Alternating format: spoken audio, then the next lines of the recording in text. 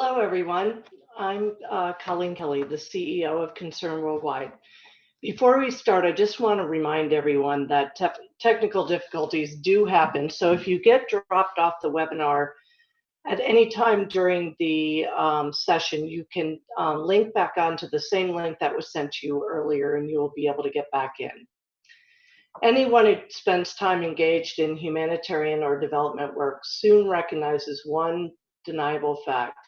True lasting change can only happen when women and girls are empowered to control their own future. We're here today to recognize that fact, to reflect and engage in an open discussion. But before moving forward, I want to recognize the obvious. We are living in a moment of historic change, overwhelmed by the combined forces of a terrifying global pandemic and now a moment of upheaval when millions of Americans are joining to demand an end to racist violence and injustice. These are the forces that are touching us. To those of you who have been most affected, we're with you. We especially embrace our Black colleagues as well as people of color who combined make up more than 90% of our global team. We at Concern believe Black Lives Matter. It's essentially our founding principle. Our founders saw that the world was not paying attention to the suffering of millions of Black Africans in Biafra, so they acted. This moment is even more meaningful as a moment of empathy when you consider that the unease, anxiety, and pain that we all feel now in this time of emergency on top of emergency is essentially what the people we work with live through every day times 100.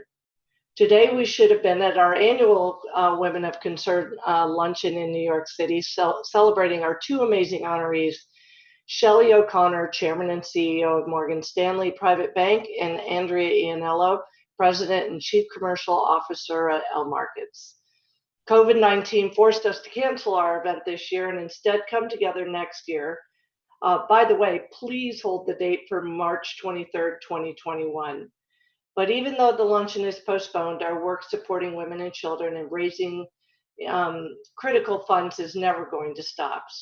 So we've launched a special fund, the Fund for Women and Girls, and the outpouring of support from our community has been amazing. Together, we've raised $180,000 thanks to your generosity. And I'll add in one more thing before we move on to our speakers, which is that we have a special opportunity here today. A generous board member has stepped up in the most extraordinary way and pledged to match all donations up to $100,000. Today is the last day to take part of this special match, so if you have not given yet, if you can please take a moment to make a donation at any level meaningful to you. You'll see the link at the bottom of the screen and in the chat if you'd like to make a donation. Okay, I'll come back to this in a bit, but for now, I'm pleased and I'm delighted to be joined here by four powerful and true women of concern. We have Kate Waters, SVP Financial Advisor at Morgan Stanley, and Deirdre O'Connor, the Managing Director at BlackRock, both of whom we are so lucky to have on Concern's Board of Directors. They also serve as co-chairs of the Women of Concern event.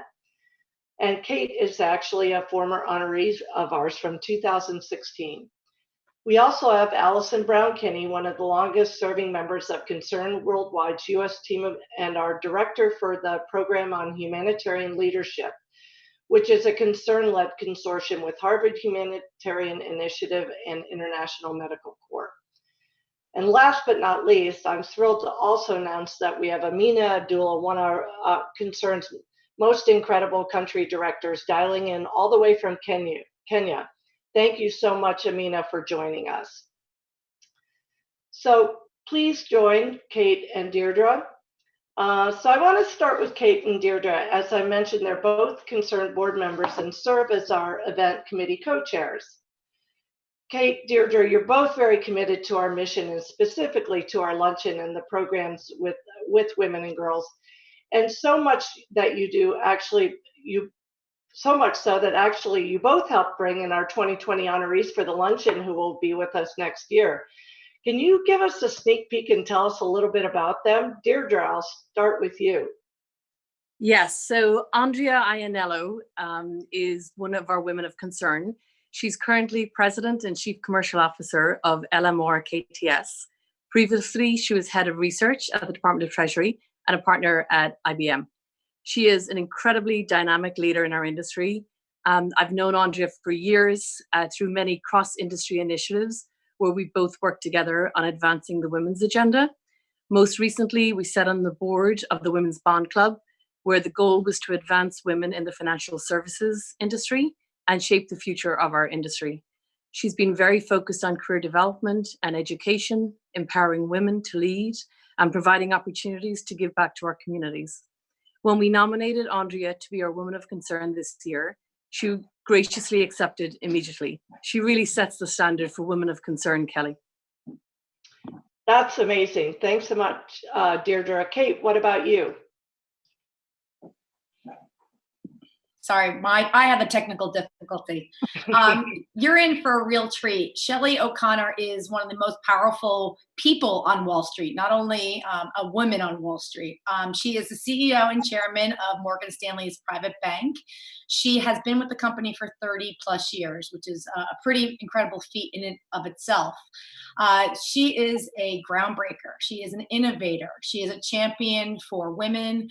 I know in my career and working with her for years, she has been an incredible gift to so many. And she is currently on the board of directors for Catalyst. She's on the board of directors for Makers and several other in SIFMA, which is an industry organization. So she is really a wonderful person, a powerful leader, and I think we'll be in for a real treat with her next year. So looking forward to it. I'm so looking forward to it, and thank you both for getting us two great honorees. It's too bad we have to wait till next March, but that'll just make it more exciting when it actually does happen. Kate, when I first joined with Concern, actually it was a little bit before I joined Concern, you were the honoree. Could you just tell me a little bit? You traveled to the field, and I'd love to know what speaks to you about this event in particular, but also about Concern. So I had attended the Women of Concern luncheon for many years, and the speakers were always thought-provoking. The group of women that were at the event were incredible to be around, and it was one of my favorite events to attend every year. But you know, one of the things when I was able to travel to Haiti and seeing firsthand the programs that Concern did, you know, I was forever changed. And the most powerful thing I saw in the field was hope. Hope in the eyes of the women that were in the savings and loan program, where they were able to have funds raised for their businesses and provide a little savings.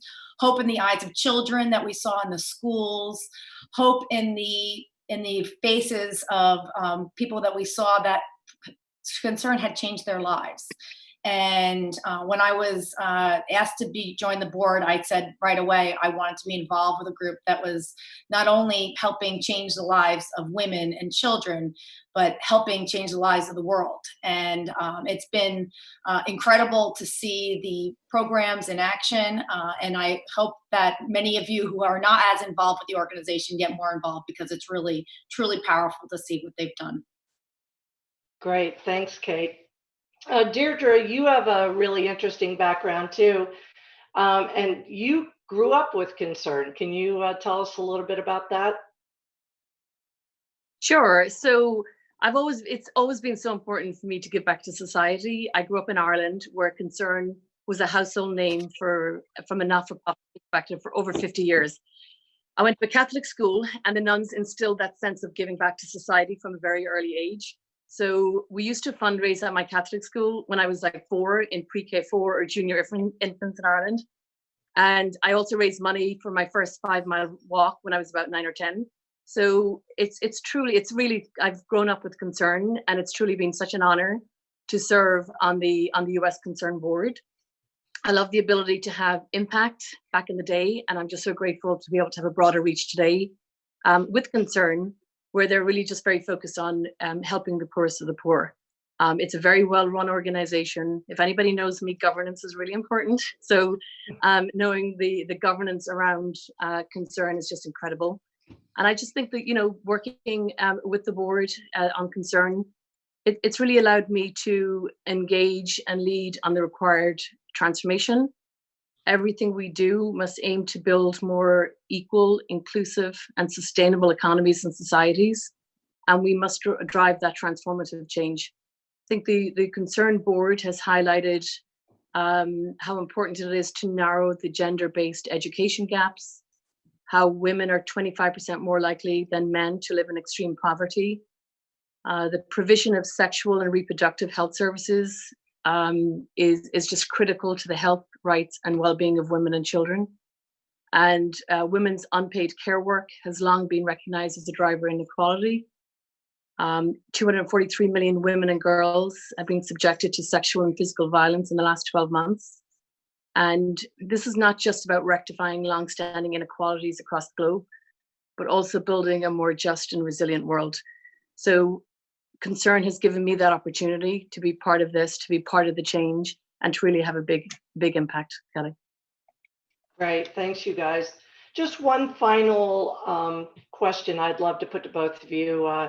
You're both in obviously very male-dominated industries, but both you yourselves and your companies do a lot to promote gender diversity. Kate, you have an internal diversity team, and you do a lot to recruit and attract female talent. Could you tell me a little bit about that? One of the great things about the culture of Morgan Stanley is giving back and helping lift others. We actually have over 50 women's networks across the firm and across the country. And it's something, we walk the walk, and 50% of all recruits that come into wealth management have to be diverse candidates.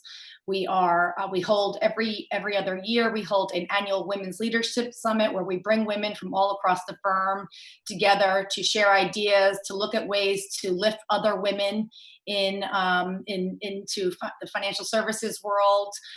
We are very active in makers, thanks to Shelley O'Connor, and helping find women and men who are champions of other women. So diversity is something that it's the makeup of our organization. It's the clients that we serve.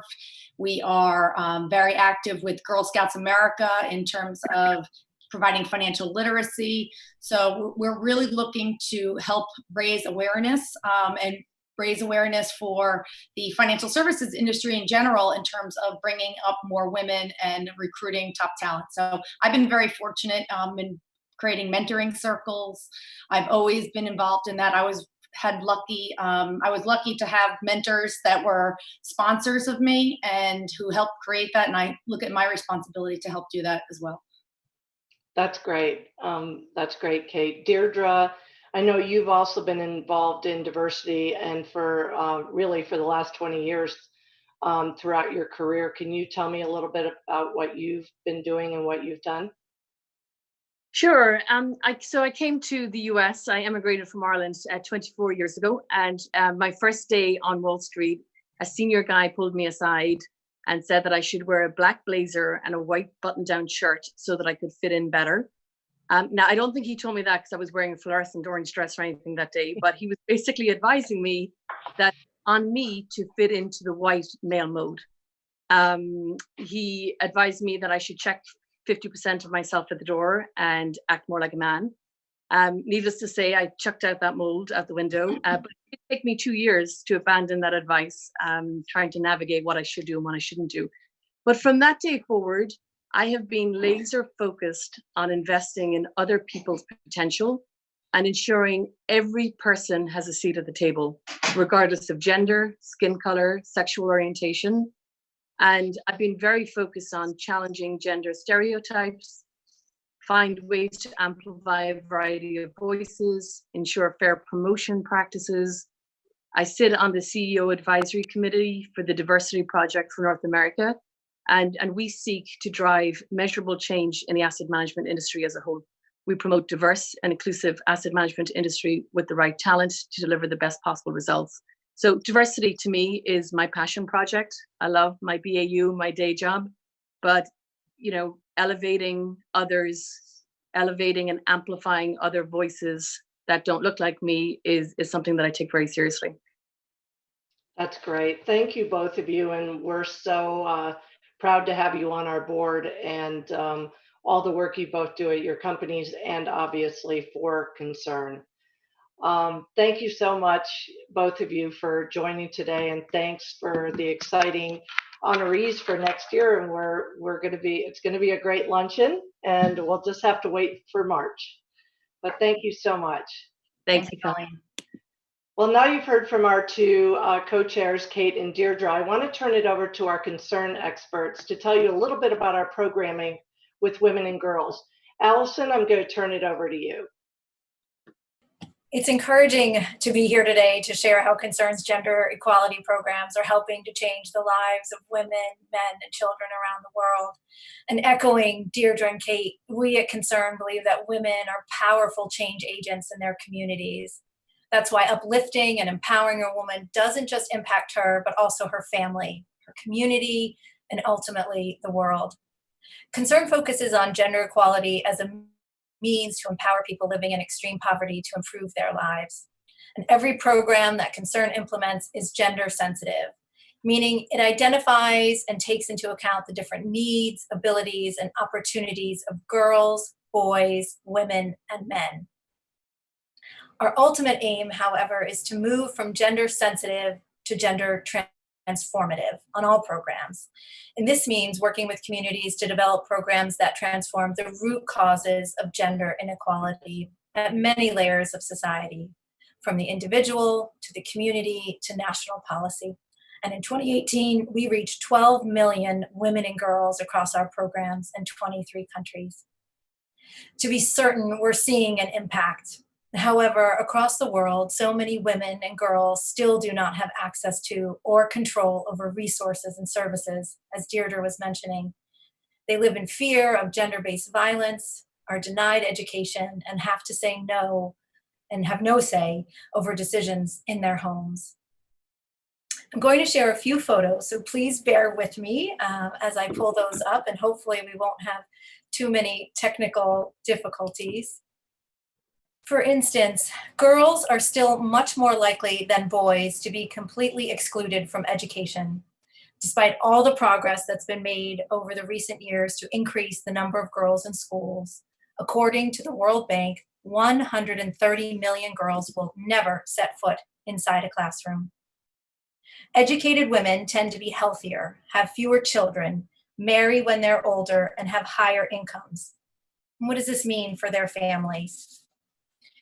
The children of educated moms have access to better healthcare and more education compared to those whose moms have been denied this fundamental human right. Just a few years in school can make a lifetime of difference to a woman's family and her community. That's why Concern makes sure that girls receive an education, particularly in rural areas where cultural traditions dictate that they must leave school once they reach puberty. In Afghanistan, we work with rural communities to ensure young girls receive a proper education.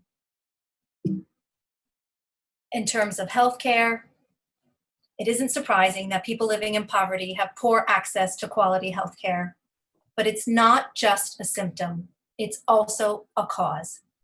This is particularly true for women and girls, as gender inequality contributes to high levels of female mortality. Women's reproductive health has improved globally, but still, each day, more than 800 women die from preventable causes related to pregnancy and childbirth. Since first with maternal and child health teams in Bangladesh in 2005, the national maternal mortality rate has been reduced by 60%. Even though this demonstrates significant progress, it's not good enough. Concern's working every day with communities across the world to change this tragic narrative. Part of that change is engagement with men. Focusing solely on empowering women and educating them on their rights has limited results. Our research and our work on the ground has proven that equality will never be achieved if the men are not engaged, consulted, and trained as allies and ambassadors. Concern's Engaging Men projects implemented across 9 countries from Sierra Leone to Lebanon are a crucial aspect of our work on gender equality. We also know that gender inequality impacts access to clean water. More than 2 billion people worldwide don't have access to clean water at home. But because the task of collecting water often falls to women and girls, they bear much of the burden that a lack of clean water creates. According to UNICEF, collectively, women and girls spend 200 million hours collecting water every day. That's not every week, every month, every day. This is time that they could spend studying in school, working, or running their own businesses.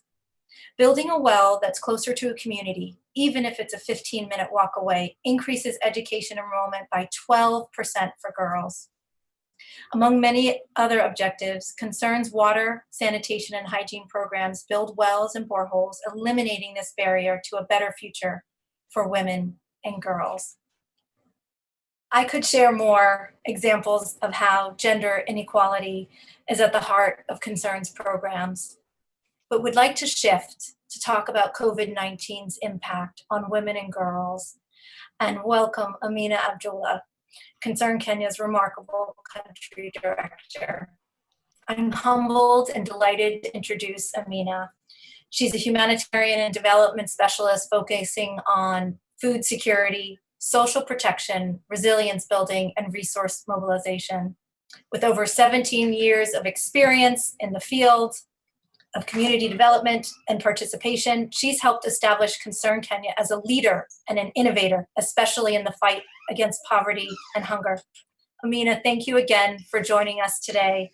I'll turn it over to you to share how COVID-19 now threatens to reverse decades of hard-won development and progress to ending poverty and hunger, and how women and girls are impacted most by emergencies like this pandemic. Good afternoon, everyone, from a very chilly Nairobi. It's such an honor to be part of this webinar. And I just want to pick up from where Allyson left off in terms of inequality with regards to women and girls. I mean, in the communities that we work in, the odds are stacked against the girl child, women, basically from the time of birth.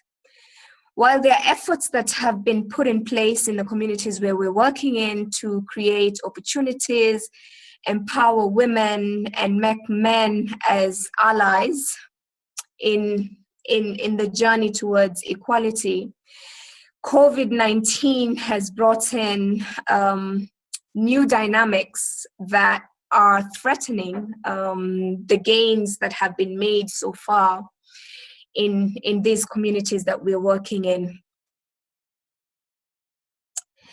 It's one of those situations that is unique. I mean, it's a very unique situation in the sense that the impact is felt by each and every person across the globe, albeit in different ways. It's no secret that many people have lost income opportunities, have lost their jobs. Many economies have had to shut down, if not completely, partially. And that situation is no different in Kenya. Within the first day of announcement of the first case, we saw opportunities or income opportunities, employment opportunities for the most vulnerable being lost in 24 hours. Many of the people that we work in depend on the informal sector. And this is one of the sectors that was shut down within 24 hours. Reason being how these sectors are set up, very crowded, poor facilities and infrastructure. And so the risk of the spread of disease is high in these sectors. Another sector that saw a complete shutdown is the domestic work sector, if I can call it that. It is one of the areas that employs most women as cleaners and housekeepers. Within 24 hours, most of these women were sent home by their employers because of the fear of contracting a disease. from people who live in informal settlements. Now, this is what this is how the vulnerable are perceived, that they would be the people bringing in the disease into other people's homes. While some of us are lucky enough to be allowed to continue working from home and be compensated in one way or the other, these women were being sent home without compensation. So no income, no potential for opportunity for earning an income. What does that mean? It means, you know, if they don't earn on that particular day, they will not be able to put food on their table. They will not be able to make rent at the end of the month. They will not be able to buy items as basic as water and soap, which is what we're being told to spread, to prevent the spread of the disease. People should do, wash your hands frequently. So when you when the opportunity to earn an income has been taken away, they are exposed more to the disease because they're not able to practice some of the measures that need to be in place to reduce the spread of the disease. They are vulnerable to other risks because if you're not able to put food on the table, you have to find other ways to get that food or get the money to buy the food. So exposing themselves to sexual exploitation, abuse, and even violence. 3 weeks after the partial lockdown or containment measures were put in place, from the legal side, the court system in Kenya saw an increase of about 40% of cases that were being brought that were sexual and gender-based violence related. So that tells you already what is happening as a result of the containment.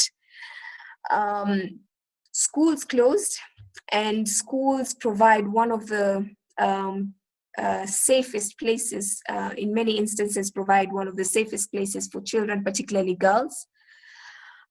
With the closure of schools, that means kids were spending more time at home and exposed to more violence and abuse within the home, but also outside the home, particularly in informal settlements where, you know, the setup does not allow families to keep their kids inside the house. So they would send kids out under no supervision, and that exposed them to more abuse and violence. We're seeing a total breakdown in the services, particularly healthcare services. Why? There is this perception that if you go to the hospital, the risk of infection is higher. So mothers are not taking their children for vaccination. Mothers are not going for antenatal care, which means that they could be exposing themselves to risks. They're not able to have, they don't get the opportunity to have proper monitoring during their pregnancy. They're not presenting their kids who are malnourished to these facilities to get treatment, to get nutrition supplementation. And that poses risk of death for children, but also it poses complications for pregnant mothers. So this total shutdown of services is also has also been exacerbated by the curfew measures that have been put in place by government to ensure that people don't interact in the evening. There's no social gatherings and so on and so forth. We are seeing more and more women not going to the health facility for deliveries. Deliveries are happening at home. That's putting women at risk. From an educational perspective, from the beginning, there's always been an unequal enrollment and access to education for girls compared to boys. Now, with the closure of schools, the risk of these girls not going back, even when the schools open is high. Why? Because of the economic difficulties, we are seeing families offering their daughters up for marriage as a way of getting some income from the man that is going to take to marry their daughter. So girls are being offered for marriage. Girls are being subjected to harmful practices.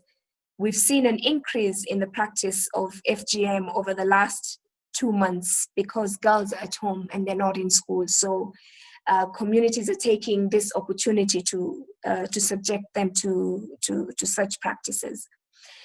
The closure of school meant that, the only meal that many of these kids had is no longer available. It meant that basic items such as sanitary towels that were being provided through the schools to vulnerable girls is no longer available. We are seeing cases of girls offering themselves up for sex in order to access sanitary towels. So the pandemic has really magnified the inequalities and vulnerabilities for women and girls. And we as Concern are trying our best to make sure that we reduce the impact by providing some sort of safety net for women and girls that will ensure that they have access to these basic items, have access to food, but also on the other side, in terms of basic services, working with authorities and service providers to ensure that these services, particularly health and education services, are continue and are provided in the most safe way for women and girls. Providing parents, in the case of education, with tools to ensure to support particularly the girl child in her learning at home. Some of the measures that have had to be put in place as a result of adhering to public health guidelines are widening the inequality gap further. Learning via internet, using Zoom, using WhatsApp, using Skype, or whatever other tools that are out there, is only accessible to 22% of the children that are enrolled in school currently within the Kenyan education system. What happens to the other 78%?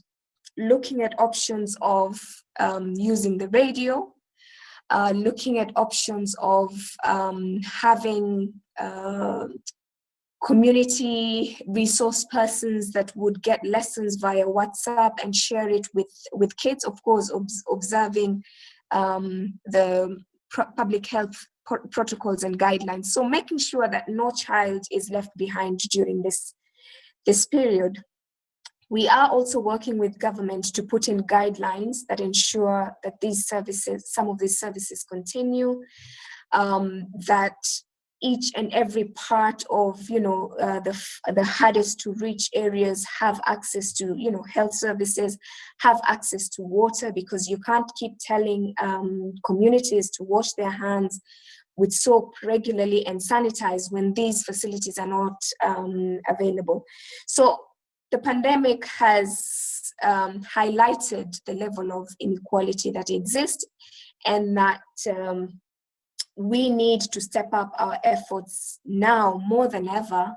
One, if we are to make sure that the gains made thus far are not eroded.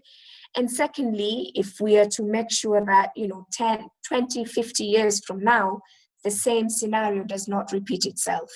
And if we are to make sure that we are on the right path of reaching the Sustainable Development Goals in the next 10 years. I mean, we're already in 2020, so it's now that we need to double our efforts in addressing the Sustainable Development Goals.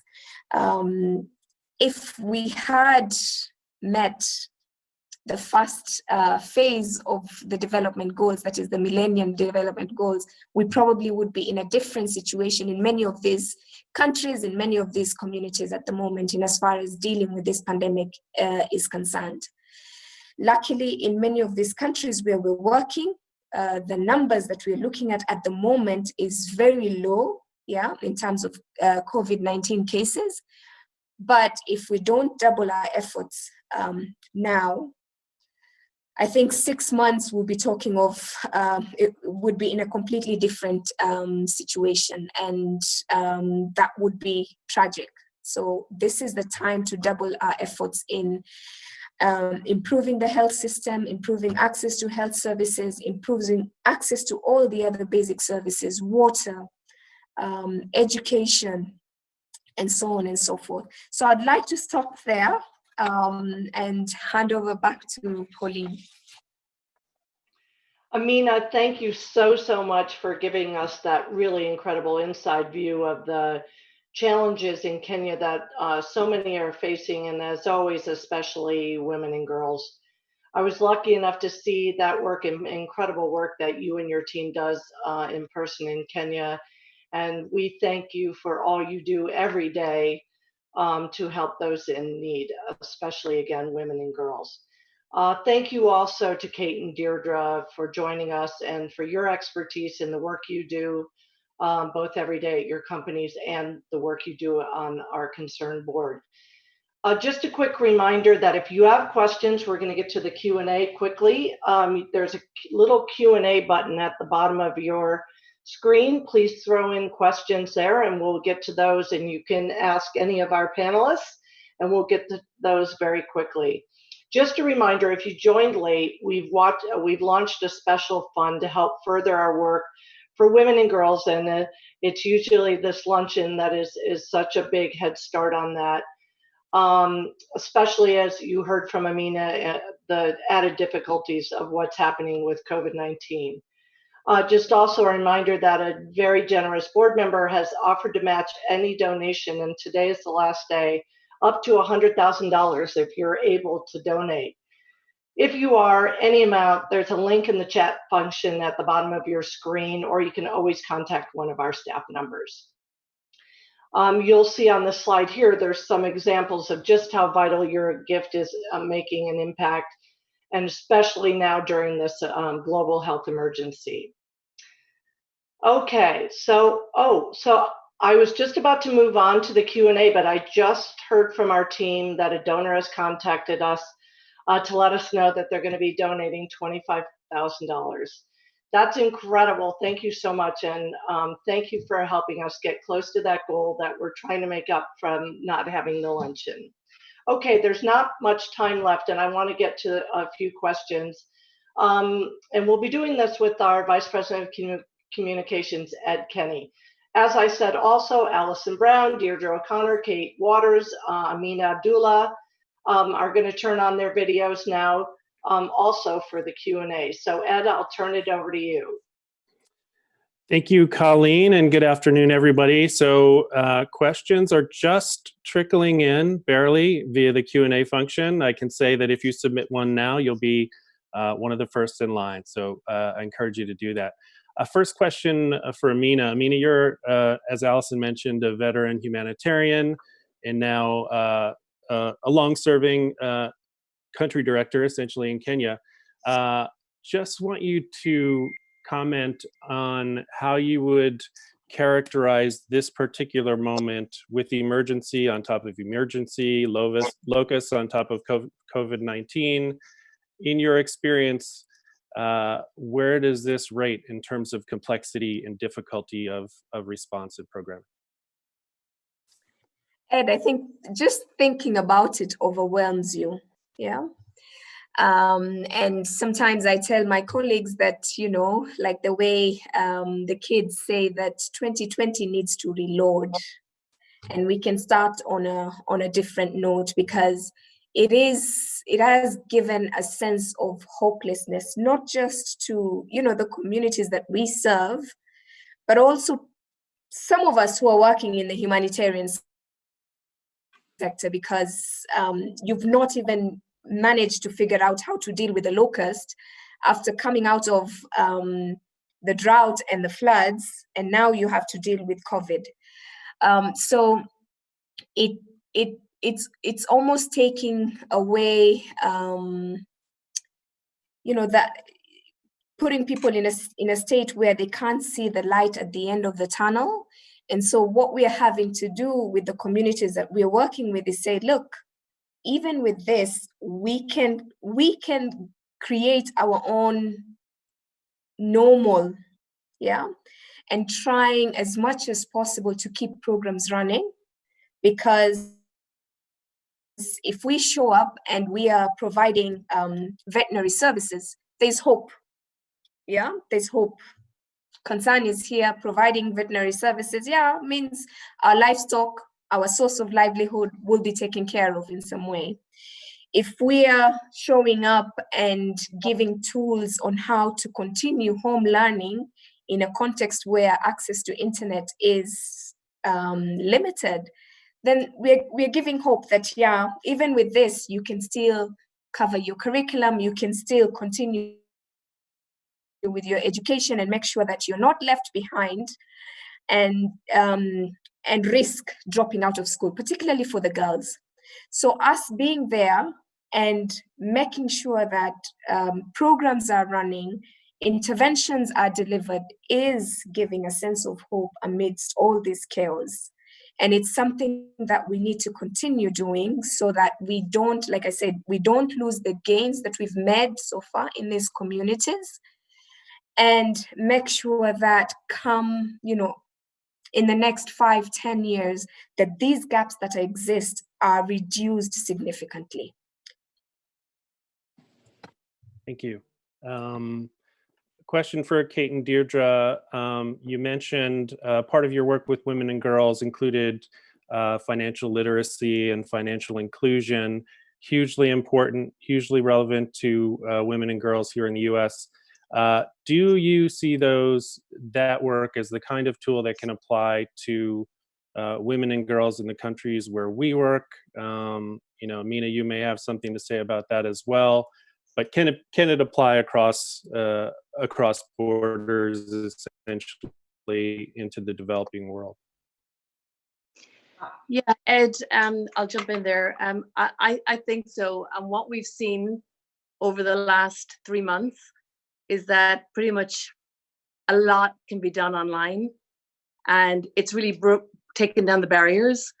And I am very hopeful. The programs, I have 3 children, 2 teenagers and 1 tween, and the programs that they've been working on over the last 3 months can be transferable right throughout the globe. So internet connectivity is critical. I think the advancements in technology, who would have thought 95% of the world would be working from home the last 3 months? At work, I was asked, how much of your team can work from home? Like, this was in February when we were getting prepared. And we're like, maybe 30% for 30 days.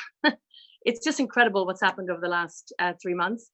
And I think all those barriers are being brought down.